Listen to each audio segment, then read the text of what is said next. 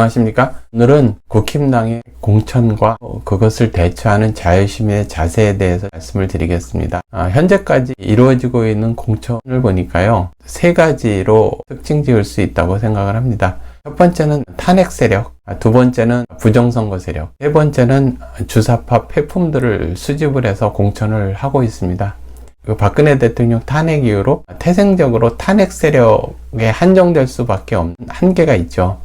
탄핵의 정당성을 그들은 주장을 해야 하기 때문에 그렇습니다. 두 번째는 부정선거 세력들입니다. 우리나라는 좌우를 넘어서 양당이 전부 부정선거를 자행하면서 현재까지 왔습니다. 하루아침에 이루어진 것이 아니라 수십 년 동안 이루어져 왔고, 글쎄 당내 경선, 대표를 뽑는 것, 그리고 대통령 후보를 선출하는 것, 이 모든 것에 있어서 부정선거에 자유롭지 않습니다.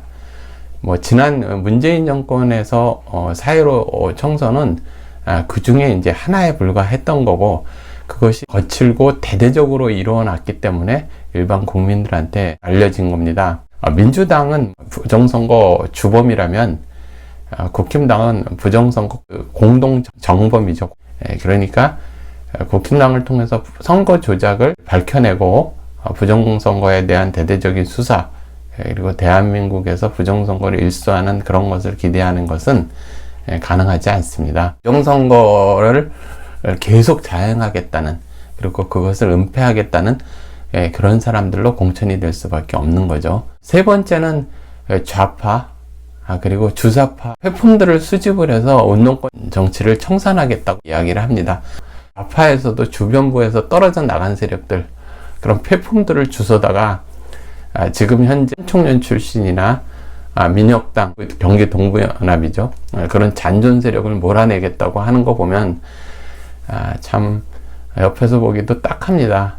폐품들 수집을 하다가 무엇을 하겠다는 건지. 많은 분들이 운동권에 대해서 상당히 과대평가를 하는데요, 한번 국제적으로 우리나라의 그 좌파 폐품들, 그 사람들을 한번 이렇게 생각을 해 보십시오. 정책 능력이 있는 것도 아니고, 국제 정세에 아는 것도 아니고, 오직 그 주사파, 그리고 그 북경이나 아니면 평양의 오더를 받고, 그리고 그 골방에 앉아가지고 어떻게든지 대한민국을 전복시킬 수 없나, 그런 수준에 있는 사람들이 국제적으로 국제 좌파와 또 국제 우파, 그런 세력들과 싸워서 이겨나갈 수 있겠습니까?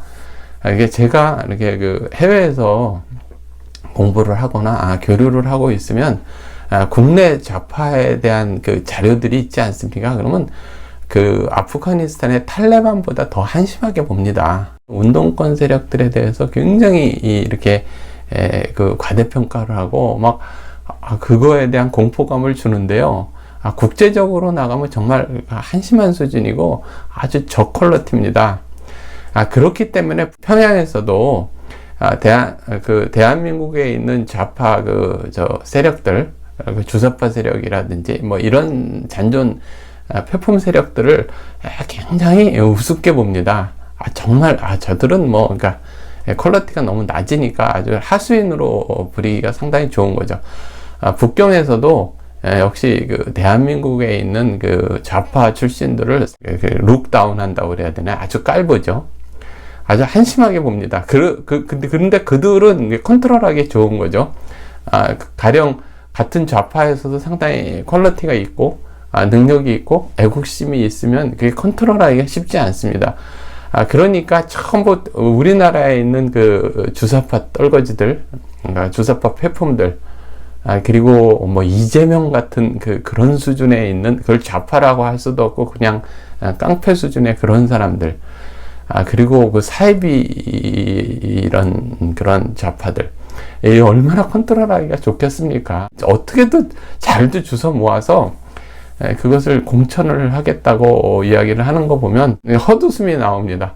이게 경제대국 10위 안에 있는 나라에 국회의원 후보자라는 사람들의 퀄러티가 결국은 이런 폐품 수준이고, 탄핵 수준이고, 부정선거 은폐 세력이고, 줄 서는 사람들, 이런 사람들로 이렇게 구성됐구나, 이런 거를 보면서 참 어떤 걱정도 걱정이지만 어떤 일종의 어떤 블랙 코미디를 보는 것 같습니다.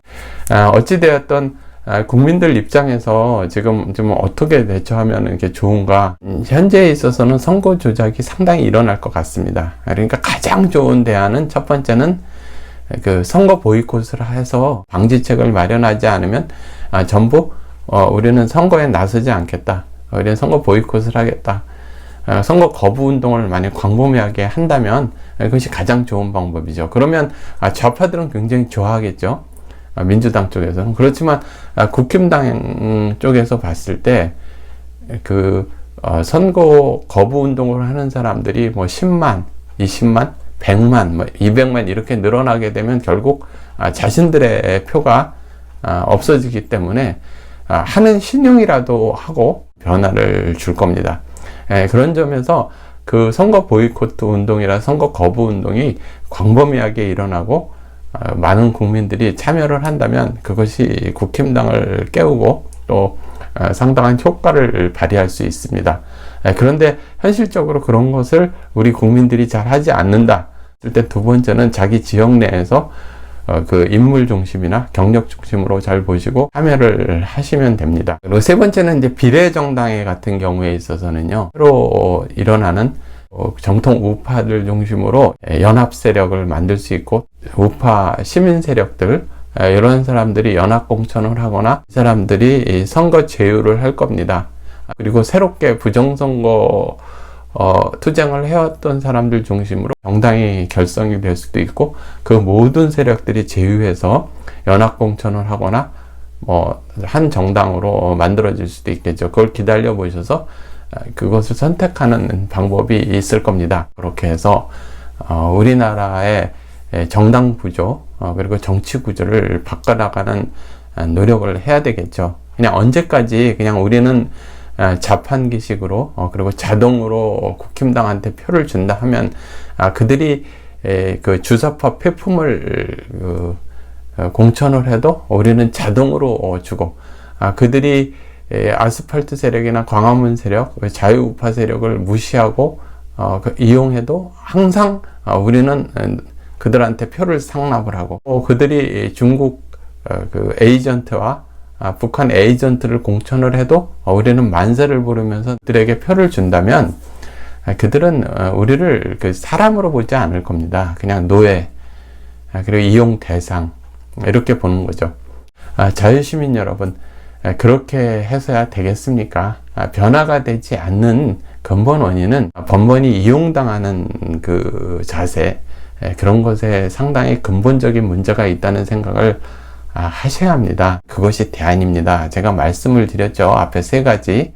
지금같이 이렇게 계속 속으면서 끌려가는 형태, 이러한 형태는 상당히 좋지 않습니다. 기만적인 형태죠.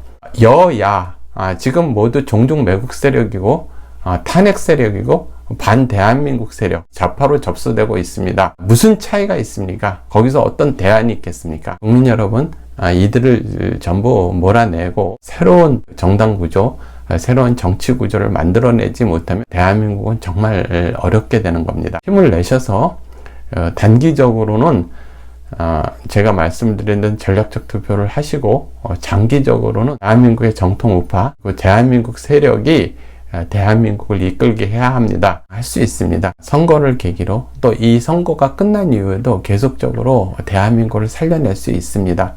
우리의 애국심과 우리의 열정, 그리고 우리의 희생으로 대한민국을 살려낼 수 있습니다. 힘을 내주시기 부탁드립니다.